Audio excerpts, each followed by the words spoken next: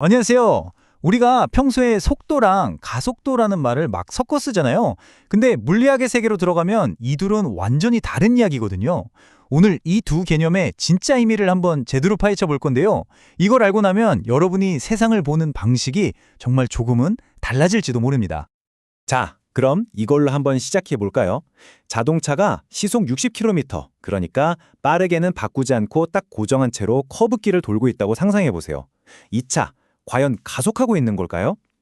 아마 대부분 아니라고 생각하실 텐데 놀랍게도 정답은 가속하고 있다가 맞습니다. 이 알쏭달쏭한 수수께끼를 풀기 위해서 우리 몇 가지 기본 개념부터 확실하게 짚고 넘어가야 해요. 자, 그럼 첫 번째 열쇠부터 풀어보죠. 우리가 그냥 빠르다라고 말할 때 거기에는 사실 아주 중요한 요소 하나가 숨어 있어요. 바로 이 숨겨진 재료가 속력과 속도를 가르는 결정적인 차이를 만들어냅니다. 바로 여기서 첫 번째 중요한 차이가 드러나죠. 왼쪽에 있는 속력은요.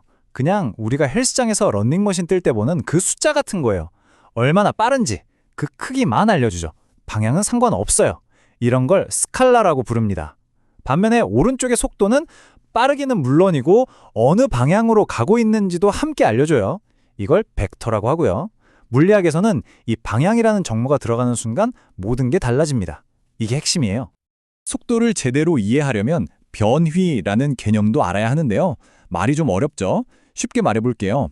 이동거리는 내가 실제로 구불구불 움직인 총 경로의 길이고요.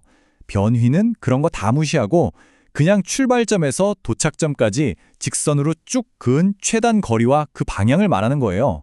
속도는 바로 이 변위를 시간으로 나눈 값이랍니다. 자, 이제 오늘의 진짜 주인공, 가속도에 대해 알아볼 시간입니다. 대부분 가속도 하면 그냥 자동차 엑셀 밟는 거, 빨라지는 거 이것만 생각하시잖아요. 근데 그게 전부가 아니라는 거죠. 실제 의미는 훨씬 더 넓습니다. 물리학에서 가속도는 아주 명확해요. 속도가 변하는 정도거든요. 여기서 제일 중요한 단어 바로 속도입니다. 속력이 아니에요. 속도. 그 말은 즉슨 속도에 포함된 두 가지 재료, 빠르기나 방향, 둘 중에 어느 하나라도 바뀌면 그건 무조건 가속 운동이 되는 겁니다. 자, 여러분이 운전한다고 상상해보세요. 엑셀을 밟아서 쭉 빨라지는 거? 네, 당연히 가속이죠. 그럼 브레이크 밟아서 느려지는 건요? 그것도 가속이에요. 그리고 진짜 중요한 거, 속력은 그대로인데 핸들만 꺾어서 방향을 바꿔요. 이것도 물리학에서는 가속이라고 부릅니다. 이 세 가지 중에 하나라도 일어나면 거기엔 가속도가 작용하고 있는 거예요. 자, 그럼 맨 처음에 던졌던 질문으로 다시 돌아가 볼까요? 이제 답이 슬슬 보이시죠? 똑같은 빠르기로 커브를 도는 자동차는 도대체 왜 가속 운동을 하고 있는 걸까요? 정답은 바로 방향 때문입니다.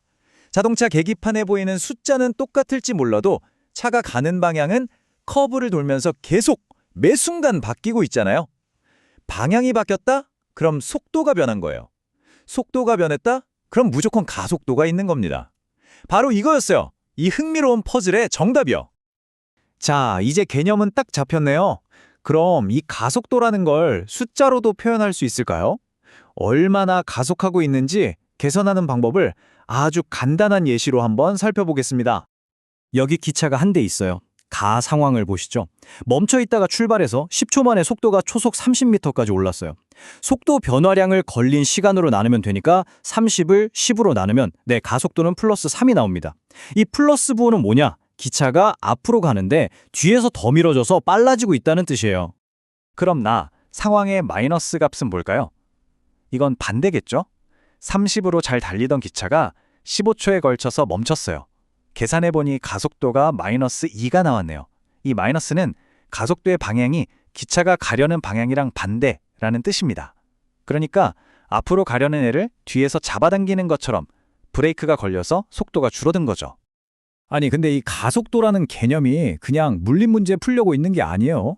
이게 얼마나 대단한 건지 갈릴레이 시절부터 지금 우리 주머니 속에 있는 스마트폰까지 한번 쭉 따라가 볼까요? 400년 전의 아이디어가 어떻게 우리 손안에서 작동하는지 말이죠. 거의 2000년 동안 말이죠. 사람들은 그냥 당연하게 이렇게 생각했어요. 아리스토텔레스가 그랬거든요. 무거운 물체가 가벼운 물체보다 더 빨리 떨어진다. 어때요? 되게 그럴듯하게 들리죠? 그런데 이 2000년짜리 생각을 한 방에 뒤집은 사람이 나타납니다. 바로 갈릴레오 갈릴레이죠. 그는 직접 실험을 통해서 공기 저항만 없다면 쇠구슬이든 깃털이든 모든 물체는 질량에 상관없이 똑같은 가속도로 떨어진다는 걸 증명해냈어요. 이건 정말 과학혁명이었습니다. 그리고 바로 그 원리가 놀랍게도 지금 여러분 손에 들린 스마트폰 안에 그대로 들어가 있습니다. 가속도 센서라는 아주 작은 칩이 이 속도의 변화를 다 읽어내요. 그래서 우리가 폰을 가로로 돌리면 화면이 휙 돌아가고 우리가 몇 걸음 걸었는지도 세주고 심지어는 차 사고가 났는지 감지하거나 사진 찍을 때 손 떨리는 것까지 잡아주는 거죠. 전부 이 가속도 덕분입니다. 자, 이제 거의 다 왔습니다. 오늘 이야기한 내용들을 한번 싹 정리해보고 이 지식이 앞으로 어떤 더 큰 그림으로 연결되는지 짚어보도록 하죠. 오늘 이야기에서 딱 하나만 기억해야 한다면 바로 이겁니다. 속도가 변하는 건 전부 가속도다. 즉, 빨라지는 거, 느려지는 거, 그리고 방향 바꾸는 거. 이 셋 중 하나라도 해당되면 그건 무조건 가속운동이라는 거죠. 이 한 문장이면 오늘 내용은 완벽하게 정리됩니다. 이 간단해 보이는 개념을 제대로 아는 게 왜 중요하냐면요. 이게 바로 중력처럼 우리 우주를 지배하는 거대한 힘들을 이해하는 첫 번째 문을 여는 열쇠거든요. 여러분은 오늘 그 열쇠를 손에 쥔 거나 마찬가지입니다. 마지막으로 여러분께 질문 하나 던지면서 마무리할게요. 오늘 우리는 방향을 바꾸는 게 가속운동이라고 배웠잖아요?